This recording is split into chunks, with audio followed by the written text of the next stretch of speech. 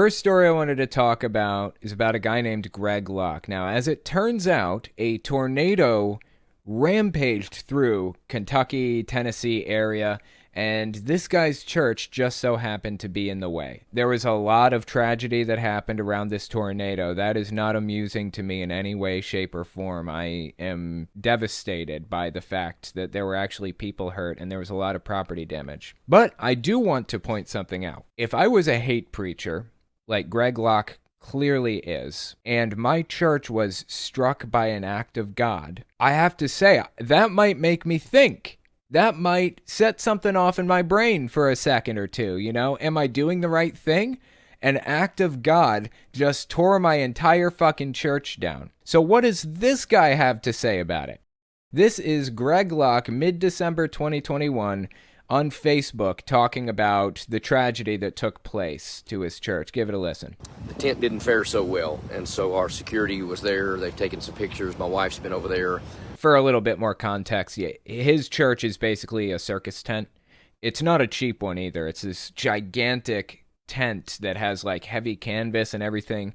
Big, beautiful, expensive circus tent. I'm not sure why he chose to go the circus tent route instead of building. It's probably a little bit cheaper, but honestly, this circus tent is real high quality stuff. I'm guessing the thing probably cost him $40,000 to $60,000. I'm guessing. I don't know that for a fact. Now he could get a building for 40 or 60 grand, but it would be significantly smaller. Wouldn't be able to hold anywhere near as many people as the circus tent probably holds. So that's why he chose to use the circus tent, I'm guessing. Let's keep listening. Some of our staff are already on the way. We have some men that help work on our tent that are heading that way now to assess the situation. It blew down the entire right side, which you have to understand, in a tent that large, the canvas is so heavy that what that did is then that pulled down the weight of the trussing and the stage. Of course, on the trussing was all of our speakers and our lighting and all of our gear and our rigging. So he didn't just lose the circus tent. That would probably be relatively easy to replace. He lost a lot of gear. He got all kinds of shit torn down, which again, I'm just glad that nobody was injured. I'm just glad nobody was injured. I don't want anybody hurt. I don't want anybody to die. Seriously, nobody.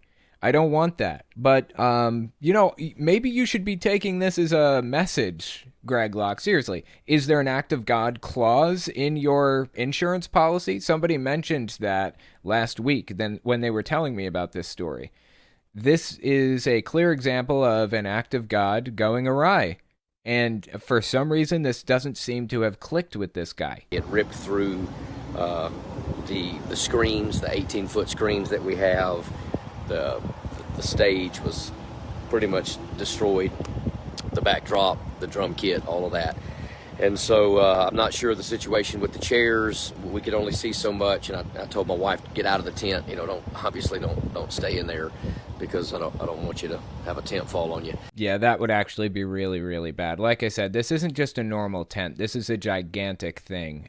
It would not be good if this tent fell on anybody. So I'm glad nobody was hurt as far as we know. And for the record, his wife was in the tent rather than him, because he's not actually there. He was at the Reawaken America conference, which I'll be talking about next week.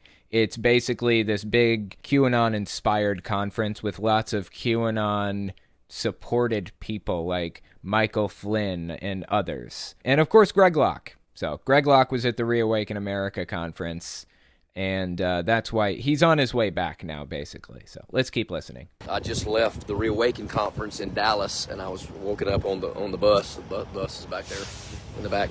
And I'm heading to John Schneider's right now to preach, and I literally will come in Sunday morning on two wheels at 10 a.m., 30 minutes before the service, just for a quick meet and greet time, and then get up and worship and preach to our people. I don't know exactly what we're going to do, but God's going to make a way. Well, God's going to make a way. I find that so fascinating that he seems to think that God's going to make a way. You know, honestly, like I said, if I was this guy and I was such a controversial preacher, I would wonder if this was a message from God. You think God's going to make a way? Maybe God is the one that made this happen in the first place. Do you ever think of that? Maybe he doesn't want your church to exist. And this is his message to you. Stop doing what you're doing. And any attempts to reverse that is you going against the will of God. Did you ever think about that? You know, these hate preachers like Greg Locke and others, lots of others, all came out and said, Trump is going to win. God told me. I know for a fact Trump's going to win. In fact, this is a prophecy that I'm giving you. Donald Trump is going to win the presidency in 2020. And here we are, 2021, Joe Biden won. He took office in like 11 months ago, somewhere in there. And these people somehow can't connect the dots that Joe Biden was the one that God apparently chose. They're saying that God picked Donald Trump as the president. Well, do you think maybe God picked Joe Biden as the president rather than Donald Trump? The guy had a golden statue made of himself. You think that's the one that God chose? I mean, these people prophesied that this is all in the hands of God. We don't even have to go out and vote. God will put the rightful person in. And the Lord, it was like, he's like, I'm really not interested in your all's vote this time. I'm doing it. I usually give you all that option. This time I'm not. This is a rescue operation from heaven. This is a moment of the ages. This will go down. This time period will go down as a before and after AD, but BC AD, depending on what terminology you use now. And here we are with Joe Biden as the president. How are you not connecting the dots on this? I mean, if I believed in God, which I don't, but if I did, I would start to think that God chose Joe Biden as president and that God really doesn't want Greg Locke preaching at his church. Exactly what we're going to do, but God's going to make a way because we're going to have church. There's no doubt. We have to have a parking lot service.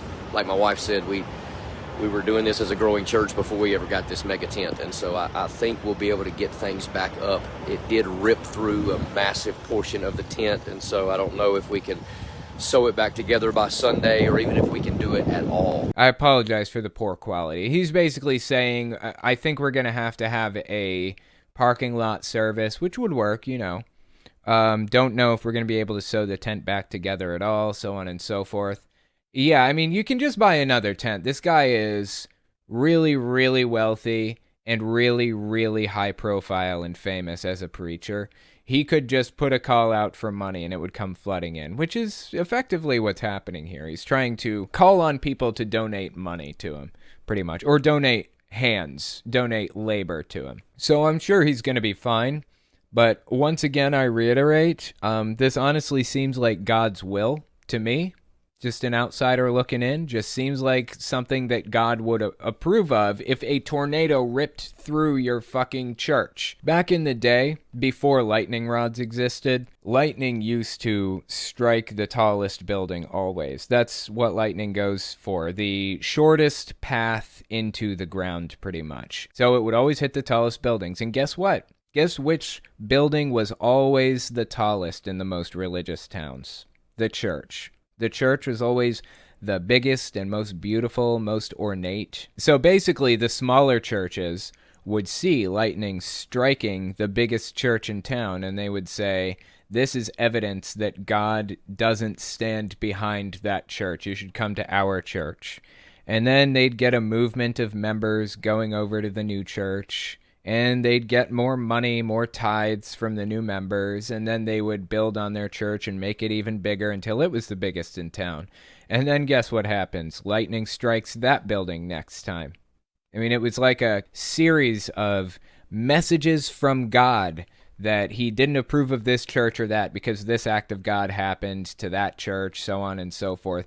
The fascinating thing to me about this whole thing is the fact that they still use that exact reasoning today. That ridiculous act of God reasoning where something bad happens to somebody you don't like, and that is a sign that God disapproves of you or whatever you're doing. This is a video by Rick Scarborough. It's from 2015, so give this a listen. The AIDS epidemic was still being called grids in 1992, and I had been researching that new epidemic because I believed, as I do today, And rest assured, if I'm being monitored, as I often am when I speak, this is the only thing they'll carry on the website, People for the American Way, from this speech. By the way, People from the American Way, that is what Right Wing Watch used to be.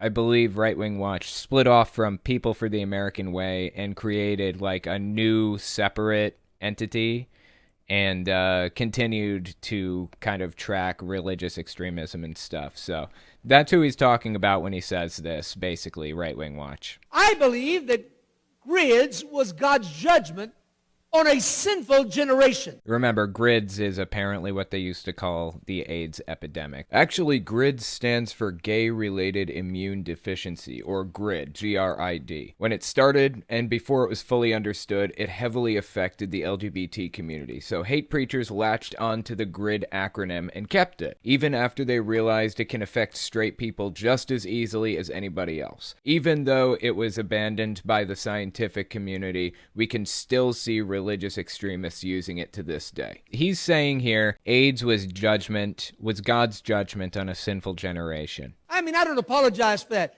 Is it an unforgivable sin? Of course not. In fact, I believe God would probably give us the cure for AIDS today if we put our foot down and said, we no longer tolerate this. We're not going to fund it with health care. We're going to hold you accountable. I believe if we started repenting across this country, some sharp, probably Christian or Jewish researcher would find the AIDS cure. Because God's a God of grace. They may find it anyway. But you know what? Be not deceived. God isn't mocked. Whatever man sows, he's going to reap. Wow, dude. This guy is truly a deeply questionable person. I really don't even know what to say about this guy while remaining kind, so I'm not going to say anything at all. My point is that people have been claiming that this thing or that thing is an act of God because he doesn't like you for centuries, and they still do it. Even today, with all the science that we have and all of the information and the maps and just the fucking everything, cell phones and all that shit, the internet, they still believe nonsense like this. But somehow Greg Locke has found a way to justify it in his head, to sidestep the idea that maybe God doesn't like what he's saying. And he just keeps on keeping on. He keeps reversing what anybody else would say is a sign from God to stop. Let's take a look at the article by Hemant Mehta about this situation. Give this a read. This came out December 12th. It's on the Friendly Atheist website. The tornado that hit several states Friday night also did damage to the circus tent Global Vision Bible Church run by Christian hate preacher Greg Locke. It damaged the screens, the stage, the equipment, and more, to the tune, he says, of about $100,000. It's probably not that much, I'd be willing to bet, but it's probably going to be pretty expensive. This is Hemant Mehta speaking again. It's not exactly surprising that a guy who refused to take precautions against the deadly virus also left his tent completely vulnerable to a natural disaster. I don't know. How do you fortify a circus tent against a tornado? I don't know. Is there anything you could do? Maybe. Maybe there is. I guess you could take it down or kind of put a lot of the equipment in a root cellar or something, right? That would have been an okay precaution, I suppose. But no. I guess he thought God was protecting his stuff because he had his blessing. I wonder what he thinks about it now. This is Hemant Mehta again. Yet, after spending months trashing medical workers, banning face masks inside the tent, and screaming at the congregation to not get vaccinated, Locke wants sympathy after suffering a consequence that was outside his control. I would be much more inclined to give it to him if he didn't constantly use his platform to hurt other people and to put his own church members in harm's way. There's an argument to be made that the tornado saved lives by preventing Locke from preaching more COVID lies. Yeah, okay, I can accept that. That's an interesting perspective. Not that Locke's going to pass up an opportunity to look like a martyr. Last night he posted about how he will definitely be preaching this morning. Here's a quote from Greg Locke's Facebook account. I'm about to preach in Louisiana and then make the long journey through the night to preach at Global Vision to the morning service, which of course is his church, Global Vision Bible Church. The 6:33 prayer gathering is still happening tonight and we need it more than ever. Why 6:33? Teams of people have literally been working since 4 a.m. this morning to prepare for service tomorrow. Yes, we are having church. I'm convinced God is going to move mightily. It seems to me like maybe he did move mightily and that's why you're in this situation. I don't know. I'm just saying. Maybe knock that one around the old noodle for a minute. Everyone get there and support your church during this strange and difficult transition. We will not let a destroyed tent stop what the Lord is doing. We are set up and ready to worship. Invite everyone you can. Revival is here. Yep, I knew the persecution complex would come out. I had no doubt, and it didn't even take him that long either. It was nearly immediate. This is Hemant Mehta again. It's amazing how the tornado itself had nothing to do with God in Locke's eyes, but the aftermath is totally in God's control. You just know that if some tornado knocked down a mosque, Locke would call that a sign of God's wrath. At least no one got hurt. It's too bad more people will suffer because Locke's going to continue preaching. Pretty much agreed on that with Hemant Mehta. Here's an interesting one, though. You guys know Lauren Witzke. I've talked about her a couple of times. She is an ex-True News employee, basically, an ex-host. So she worked with a guy named Rick Wiles for a long time. I believe she's left the True News program and kind of started her own show now. Well, she had some interesting things to say about the tornado that ripped through Greg Locke's church and all that other stuff. So give this one a listen. This is mid-December 2021. I saw the pictures in the aftermath of the tornado, and it was absolutely devastating. Buildings were leveled. I don't know how much warning they were given. I don't believe they were given a lot. Probably not, because I don't think tornadoes are terribly common in that part of the U.S., right? It's like really hilly through Kentucky and West Virginia. I know that's not exactly where it was, but it's just not terribly common to have tornadoes in that vicinity, I believe.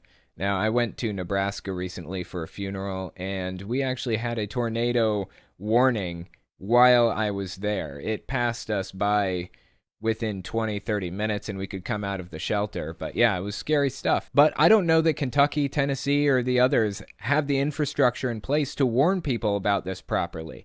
In Nebraska and some other areas, they have like tornado sirens. Like they set off the sirens and everybody knows, get into a safe shelter where you're safe from this tornado or whatever. I would be surprised if they have that kind of infrastructure in the area. So yeah, she's probably on point right there. Let's keep listening. It was just very sad. I think it was one of the worst tornadoes that they have had probably in decades. I personally believe it's weather modification, that kind of. And we're off the rails. Yeah, she believes it was weather modification. Okay, fascinating. There is something to weather modification. It is possible to do. You can like seed clouds to make it rain at certain specific times. I think India is doing that right now intentionally to try to get like through a drought or something like that. But anyways, in the Vietnam War, the U.S. government was actually seeding clouds to extend the monsoon season to prevent troops from moving when they wanted them to. And after that point, I believe it became against the Geneva Conventions to modify the weather by like extending rain seasons by seeding clouds and stuff. So there is something to the idea of weather modification. But creating tornadoes to rip through towns all willy-nilly, that sounds a little questionable. My eyebrows are a little raised at that statement. Believe it's weather modification, that kind of thing. They're messing with our atmosphere. However, Who is they? Like, it just keeps getting more and more unhinged as we go on. It's weather modification perpetrated by some ambiguous they. Who is they that is attacking, and what's the motivation? Is it the deep state? Is it the Illuminati? I mean, who's doing it and why? And how? How the fuck would they create a tornado that rips through Kentucky and other areas and destroys countless buildings? How would somebody go about doing something like that? The fact of the matter is 100 people are dead. Sure. One thing I've learned is that Satan, the devil, cannot create anything. He can only pervert what God has created. God created the weather. Yes, he created the atmosphere for us to dwell in. However, man has found a way to pervert everything. That's why I say weather modification, how they have perverted the institution of marriage. They have perverted the institution or the definition of what life is in the womb. So man perverted the definition of life. That's fascinating because I think man created the definition of life in the first place. So I truly believe in weather modification. I believe that this was very evil. I believe the way it came on, the devastation, the death toll, it was not of God, of course not, but I think it was the works of man. I love it how she says, of course it's not the works of God. Like, obviously it's not the works of God. Obviously, it has to be the works of Satan. I don't know, man. I don't know. There was a point in time where people genuinely, to the bottom of their hearts, believed that God was striking the church down with a lightning bolt because he didn't like what they were saying one week. And as we saw earlier, there are people out there right now saying that the AIDS epidemic is a direct result of I don't remember the words he used, an evil generation or something like that. If our generation pulled it together and stopped sinning like we do, then AIDS wouldn't exist. It's absolute nonsense from beginning to end. And in a world with the internet and basically any information we want at our fingertips at any moment, in a world like that, we shouldn't have people continuing to deny science and reality so much. It blows my mind that they're still out there. Not only that, they are extremely well known and famous. Famous people like Greg Locke, like Lauren Witzke, like Rick Scarborough, Pastor Rick Scarborough. These people are not nobodies, and they're out here spreading this message. Romulus de Troyes don't think I'd call the disaster an act of God. If it hit only the church or missed it completely, then I might agree. Also, good to hear from you again. YouTube sucks for notifying me about the show. Yeah, welcome back. Yeah, I don't believe in God at all. The idea that it's an act of God is completely ridiculous to me. The idea that God exists at all is ridiculous to me. So I agree with you. It's not an act of God, clearly, but neither is anything else that happens in this world. But from Greg Locke's perspective, he should view it as an act of God, right? Logically speaking, if we're going to have people talking about how the AIDS epidemic was an act of God as punishment for a sinful world, then how can they possibly avoid the same logical conclusion for this tornado that ripped right through his church? Honestly, don't get it. There's no logic involved here.